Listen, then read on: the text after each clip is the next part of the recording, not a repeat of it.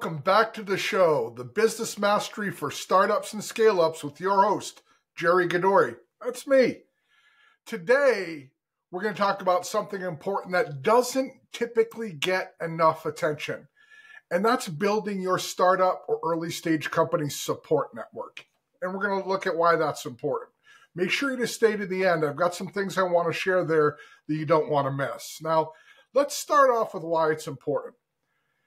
If you're just starting out, you're basically a solopreneur or a solopreneur plus one or two, you probably don't yet have the resources to develop a meaningful support network. And I could be wrong about that. And if I am, then definitely do this. But as you're growing and revenue starts to increase, it becomes more and more important that you as a leader focus on the areas where you can have the biggest impact and or that light your fire the most. In other words, that keep you excited and passionate.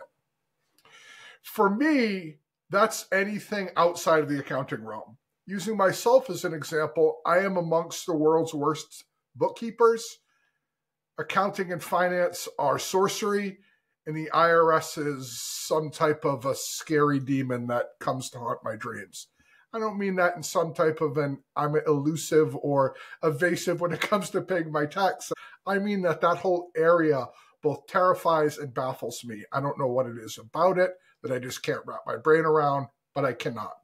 Do you need some software written? I could probably tough through that. Do you need something sold? I'm your guy.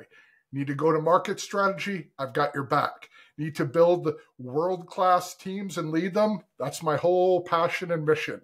Need me to figure out a simple accounting procedure or to do basic bookkeeping? I will make mistakes. So for me, one of the first areas that I sought support in was in taking that off of my plate. Now, getting a little bit ahead of myself, that was an example of why building a support network is important as you grow. Now, to my mind, there are three areas where there's support networks. The first one is informational. So when we're talking about informational support networks, what do we mean? We're talking about getting support from books, like my book, Destination Employer, like the master tome of all business leaders, 7 Habits of Highly Effective People by Stephen Covey. Or if you want something edgier that takes you down the same path, Robert Greene's 48 Laws of Power. Or any of the myriad wonderful books that are out there that will help to expand your training and your education in not only your specific business vertical, but startup, function and operations as a whole. So books would be an example of an informational support. Another, of course, would be podcasts like this one, or any of the other, again, myriad podcasts in this vein that can help you to become better at your gig. There's YouTube channels like mine, and again, like others. Y Combinator has an incredible YouTube channel that you should be following if you're not. Just tons of information. Now, theirs, of course, is more skewed to venture capital, and that doesn't apply to all of us, but there's still wonderful lessons that you can learn in that space, regardless of whether you're ever going to seek funding or not. So the first type of support that I would recommend is informational. Are you getting the knowledge that you need in order to thrive and to grow? Because please remember, one of the biggest differences that startup founders have is that the things and the skills that got us to where we are likely not the ones that are going to get us to the next level. So if you're thriving where you're at now, that's awesome. But as you grow and expand, you're going to need to learn additional skills. And this is your path to that or bringing in professional management as you grow. But still, even if that's the path you choose, I would recommend that you take the time to learn so you can make those decisions in a more educated way.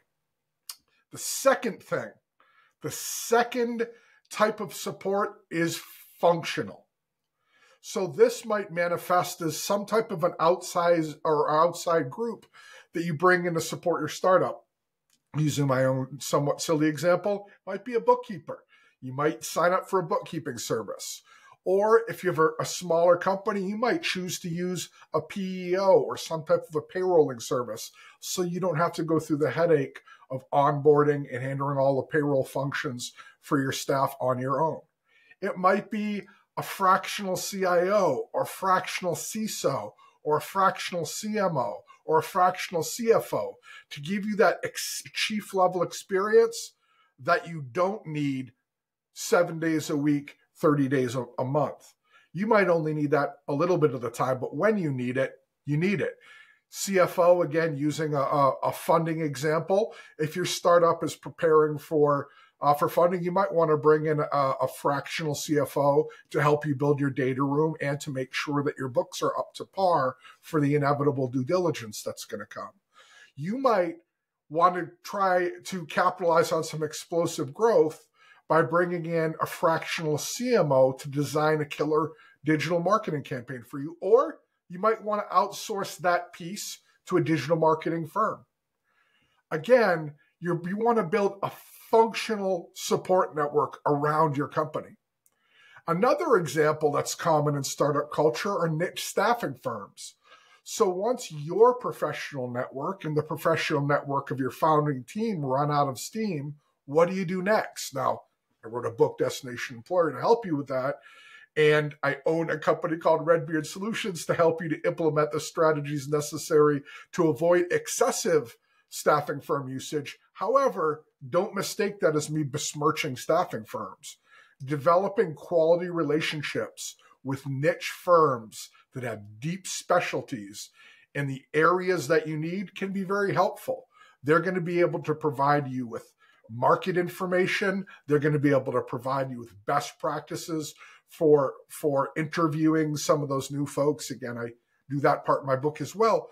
But that relationship can be very valuable. The one qualifier I'd give, especially as a startup, is to focus on niche firms, companies that know your space well, know your business's life cycle and the unique characteristics of hiring people into an organization at that stage, and who ideally have additional relationships that you can utilize. Develop a relationship with 2 or 3 in each of the relevant niches. So, for example, if you're a software development firm or some type of a technology firm, you might develop a strong relationship with a niche staffing firm that specializes in software development for startups. Now, my consulting company, Redbeard Solutions, we've changed the engagement model. So for our member companies, we've actually created a recruitment and retention as a service program to develop deep relationships with companies to be able to provide a superior level of support. But whether you want to work with us or with some contingency firm, the lesson here is to develop those relationships. So we talked about informational in the form of books and pods and YouTube channels and many other sources. We looked at building functional relationships with outside organizations like niche staffing firms or my organization, Redbeard Solutions, or fractional CIOs, CSOs, and CMOs. Let's talk about the third one, though, and that's strategic and mindset support. So at the very least, this could be joining a user group on LinkedIn dedicated to startups or early stage companies so that you can see the posts of other leaders like yourself and get an insight into the things that they're experiencing and seeing if they really, are resonant with you as well. Better yet, though, join a peer group or a mastermind that allows you to be interactive with those same leaders. If there aren't any peer groups that appeal, then create your own. But the lesson here is there's true value in having relationships with other leaders at a similar life cycle of the organization, a similar size, ideally in non-competitive business verticals, super ideally in non-competitive business verticals that are still similar to yours. But even if they're not similar, again, using the earlier example, even if you're a technology startup and they're a heckin' accounting firm or a builder or construction company, even though those companies are very different, many of the things they experience will be similar. And sometimes you'll get to see a similar problem through a very different lens that allows you to create an innovative solution that you wouldn't otherwise see if you only associated with people in your business vertical. That can be very, very powerful. But, and this is the really important part about these groups, about these organizations, there will be times as a startup leader or founder where you are dragging, whether something in your personal life or a big business setback, your tank is on empty. And the worst thing you can do as a leader is to bring that negative energy into your company, into your team. There are two characteristics that I see in successful startup leaders and executives consistently. One is resourcefulness. The second one is a positive mental attitude with high energy. Okay, you've got to do those two things. If you bring that negative energy into your company, you're poisoning your own well. You're hurting your own team. But that peer group, that user group, it's very probable that somebody else has had not only a similar problem, but a time when they just did not want to come in, when they were just dragging and hurting again, whether it be from something in their personal lives or a big business setback. And having someone with the same hat you're wearing, having a similar problem that you can commiserate with, can be uplifting. And most importantly, it gives you someone to share with. And we all know at this point that that's critically important for your mental health. But it's somebody who isn't going to hurt your organization.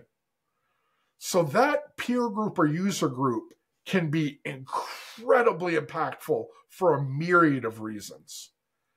So those three types of support networks that you can build, informational, functional, and strategic, will help you to get from the step that you're at, the level that you're at, the place that you're at, to the next one. And guess what happens when you get there? It's a whole new ballgame. Many of the things that you used will be transferable skills to get you to this level, but I promise you this, you'll have to develop more here. And if those three networks that you built don't translate to the next level, you're going to want to iterate and build them again. And that's an important thing to keep in mind. I mentioned books earlier. Scale Up by Vern Harnish is a classic, and he talks about that well in his book. It's a wonderful read, strongly recommended. But he talks about that often. Again, the things that got you to where you are not necessarily the things that'll get you to the next level. And one of the things that sometimes needs to change are your sources. You'll grow to a point where this podcast no longer makes sense to you because I focus on early stage companies. If you blow the doors off and get to enterprise level, the topics I cover won't be for you. You're going to want to find a new pod. I'll get cut from the list. As much as that saddens me to say on some levels, it makes me ecstatic on others that you've gotten to that point. And the same is true, though, of the other ones. That niche staffing firm that you develop that strong relationship with, that's provided you quality talent again and again, if their focus is on a certain stage and you've surpassed that, time for a new one. Not all endings are negative. That's a positive ending, but it's still an ending. So keep that in mind. Like all things in the startup world, these three types of support networks iterate too. Well, that's what I've got for you for today. I want to share something I'm super excited about. So as many of you know, I wrote the now best-selling book, Destination Employer. And due to its success, it's got an audiobook coming out. It should be out this week at the time of this recording. If not, it will be out next week. But I'm super excited to share that Destination Employer is now not only free on Kindle Unlimited, if you're a member, ebook priced at $4.99, paperback priced at $14.99, hardcover priced at $29.99, but you'll also be able to get it on Audible. So really excited about that. And I'm going to tease something, even though I promised myself I wouldn't. We've got one last super secret project in the works that will be coming up end of March, beginning of April. So make sure to stay tuned because this is going to blow your socks off. This is the big one. So thank you very much for listening. I appreciate your continuing support. If you haven't already, please follow our YouTube channel where the video version of this podcast resides. Or if you listen in an audio version, whether it's Apple Podcasts or Spotify or Google Podcasts or wherever, please subscribe there. And if you could do one more thing for me, share with a friend and write a review or leave a comment. It truly helps to spread the word. We've had explosive growth. I'd like to keep that going, and it's all due to you. I look forward to talking to you next week.